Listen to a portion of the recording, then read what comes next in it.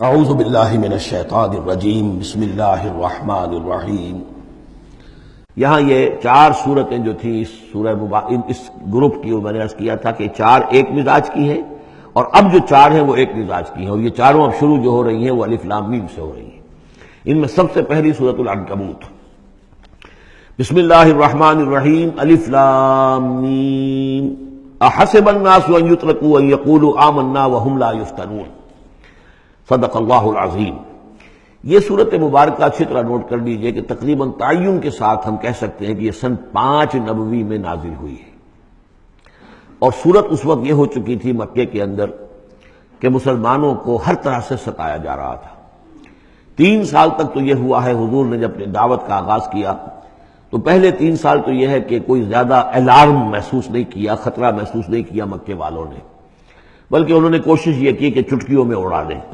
استہزاء ہے، تمسخر ہے، شاعر ہے، سائر ہے،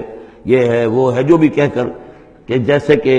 ول جو ہوتی ہے کسی کی، اگر یہ ان کی جو ول ہے اس کو کل کر دیا جائے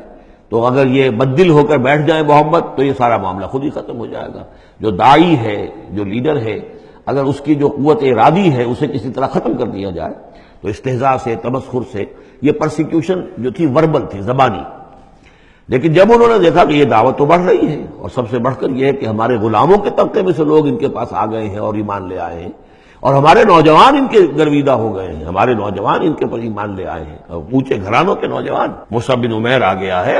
اور عثمان ابن عفان آ گیا ہے رضی اللہ تعالیٰ عنہما، اور فلاں آ گئے ہیں، سعد بن ابی وقاص آ گیا، وہ بھی نوجوان تھے، یہ جو اس طرح کے اونچے گھرانوں کے لوگ آ گئے ہیں۔ تب انہوں نے پھر فیصلہ کیا کہ اب ان کو سزا دی جائے، انہیں مارا جائے، انہیں گھروں میں بند رکھا جائے، اور خاص طور پر جو غلام تھے بیچارے، جن کے کوئی وہاں حقوق تھے ہی نہیں۔ غلام تو اپنے آقا کی ملکیت ہوتا تھا، وہ اگر آقا اپنے غلام کو قتل بھی کر دے تو اس پر کوئی جرم نہیں، اس لیے کہ ایسے ہی ہے جیسے کہ آپ کی بکری تھی، جب تک آپ نے چاہا گھر میں اپنے باندھے رکھا، اس کا دودھ پیا، جب آپ نے چاہا اس کو ذبح کیا، گوشت کھا لیا، تو اس میں آپ کو کون پوچھے گا کہ یہ بکری کیوں ذبح کی تم نے؟ بھائی بکری میری ملکیت تھی۔ اسی طریقے سے غلام کو تو جو چاہے وہ کر سکتے تھے، جس طرح چاہیں ستائیں، ماریں، ہلاک کر دیں، کوئی ان پر مقدمہ قائم نہیں ہو سکتا ایسا، اس لیے کہ وہ اس کی ملکیت تھے۔ تو سب سے زیادہ شدید معاملہ جو ہوا ہے وہ غلاموں کے ساتھ ہوا، حضرت بلال رضی اللہ تعالیٰ عنہ، حضرت ابو فقیر رضی اللہ تعالیٰ عنہ۔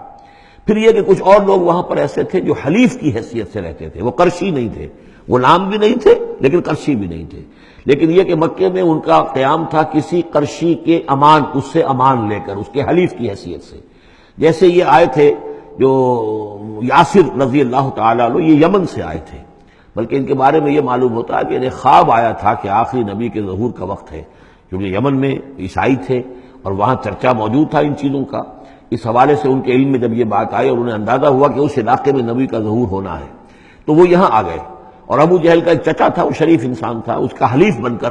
اور اس کی زیر کفالت انہوں نے مکے میں رہنا شروع کر دیا، اور اسی کی یہ لونڈی تھی حضرت سمیہ رضی اللہ تعالی عنہ۔ تو جو آقا تھا ابو جہل کا چچا، اس کی اجازت سے حضرت سمیہ سے نکاح کر لیا، اور اللہ نے ان کو بیٹا دیا جس کا نام عمار ہے۔ تو عمار اور ان کے والد یاسر اور والدہ عمار کی اور یاسر کی اہلیہ یہ سمیہ، یہ 3 کا خاندان تھا۔ وہ جو چچا تھا ابو جہل کا، اس کا انتقال ہو گیا، اب گویا کہ اس خاندان کی سربراہی ابو جہل کے ہاتھ میں ہے۔ تو اس نے ان 3 پر جو بھی تشدد کیا ہے سب سے زیادہ، 2 کو تو اس ٹارچر کے ذریعے سے، اور ٹارچر کے پھر آخری نتیجے میں ان کو دونوں کو شہید کر دیا، حضرت یاسر کو بھی اور حضرت سمیہ کو بھی رضی اللہ تعالیٰ عنہما۔ اور عمار نے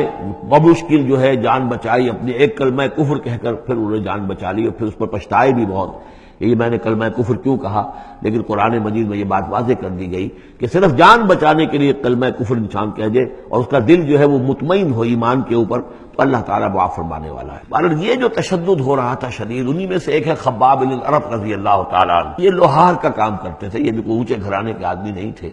ان کے ساتھ بھی پھر جو کچھ کیا گیا ہے، ان کے ساتھ وہ واقعہ پیش آیا کہ دہتے ہوئے انگارے جو ہیں وہ لٹائے، زمین کے اوپر بچھائے گئے، انہیں بلایا گیا، اتارو اپنا کرتا اتار دیا، اب لیٹ جاؤ ان کے اوپر، ننگی پیٹھ کے بل وہ دہتے ہوئے انگاروں پر لٹا دیے گئے۔ پھر یہ کہ اسی انگاروں سے ان کی کھال جو ہے وہ جلی اور پیٹھ کی چربی پگھلی، اس سے وہ انگارے جو ہیں وہ ٹھنڈے ہوئے۔ تو یہ صورتحال تھا۔ تو وہ حضرت عمار جو ہے خباب بن الارت رضی اللہ عنہ، وہ راوی ہیں کہ جب ہم پر یہ شدت اتنی ایسی ہو گئی کہ ناقابل برداشت ہو گئی تو ہم پھر حضور کی خدمت میں حاضر ہوئے، اور حضور اس وقت جو ہے خانہ کعبہ کے ایک دیوار کے سائے میں، ذرا ایک طرف کو سایہ تھا، تو آپ نے اپنی ایک چادر جو ہے اس کا تکیہ بنایا ہوا تھا اور آپ اس طرح فرما رہے تھے۔ تو ہم گئے، ہم نے کہا کہ اے اللہ کے رسول، کیا آپ ہمارے لیے دعا نہیں کرتے؟ ہمارے لیے اللہ کو نہیں پکارتے؟ ہمارے لیے اب یہ چیزیں ناقابل برداشت ہو رہی ہیں، کب تک ہم جھیلیں گے، کب تک برداشت کریں گے؟ لیکن یہ کہ وہ کہتے ہیں کہ حضور کو یہ ناگوار گزرا، آپ اٹھ کر بیٹھ گئے اور آپ نے فرمایا خدا کی قسم تم جلدی مچا رہے ہو، ابھی تو تم پر وہ چیزیں آئی ہی نہیں ہیں جو تم سے پہلوں پر آئی تھیں۔ ان کے ساتھ تو یہ بھی ہوتا تھا کہ ایک شخص کو لا کر آدھا زمین میں گاڑ دیتے تھے اور باقی جسم جو آدھا اس کا ہوتا تھا زمین سے باہر، تو سر کے اوپر آرا رکھ کر چیرنا شروع کر دیتے تھے اور پورے جسم کو 2 حصوں میں بانٹ دیتے تھے، یہ بھی ہوتا تھا۔ زندہ آگ میں جلا دیتے تھے، یہ بھی ہوتا تھا۔ تو تم جلدی کر رہے ہو، خدا کی قسم وہ دن تو آئے گا کہ ایک سوار صنع سے حضر موت تک جائے گا اور اس سے سوائے اللہ کی کسی کا خوف نہیں ہوگا، لیکن بہرحال تمہیں صبر کرنا ہوگا۔ وہ انداز ہے اس رکوع کا۔ یہ جو پہلا رکوع ہے سورہ عنکبوت کا، یہ گویا کہ ایک تحریک اور ایک دعوت، اور انقلابی تحریک ہو، انقلابی دعوت ہو۔ اس میں جو آزمائشیں آتی ہیں، تکلیفیں آتی ہیں، مصائب آتے ہیں، ظاہر بات ہے لوگوں کو قربانیاں دینی پڑیں گی تبھی کوئی کام ہوگا، بغیر اس سے تو نہیں ہوتا۔ اور جب تصادم کا مرحلہ شروع ہو جائے، جب یہ ہے کہ ایک جو معاشرہ جو ہے جس کے اندر کہ وہ کام کر رہے ہیں وہ محسوس کریں کہ یہ ہمارے لیے خطرہ بن گئے ہیں، وہ پرسیکیوٹ کریں اور انہیں ستائیں، تو پھر اس وقت جو مسائل ہوں گے ذہنوں کے اندر، ان کا حل ہے اس میں۔ اور یہ اس اعتبار سے ضربۃ السلام ہے پورے قرآن مجید میں، اس موضوع کے اعتبار سے یہ چوٹی ہے۔ جیسے کہ میں نے آپ کو حدیث سنائی، لکل شیء ضربۃ یا کل شیء سنام، ہر شے کی ایک چوٹی ہوتی ہے۔ وسنام القرآن سورۃ البقرہ، قرآن کی بحیثیت مجموعی چوٹی وہ تو سورہ بقرہ ہے، لیکن یہ کہ قرآن حکیم میں مختلف جو مضامین کے اعتبار سے میں نوٹ کراتا آیا ہوں کہ اس موضوع پر یہ آیت یہ گویا کہ ذروۂ سنام ہے، یہ رکوع جو ہے یہ اس موضوع پر ذروۂ سنام ہے قرآن مجید کا، اس کا کلائمیکس ہے، اس کی چوٹی ہے۔ صدق اللہ العظیم۔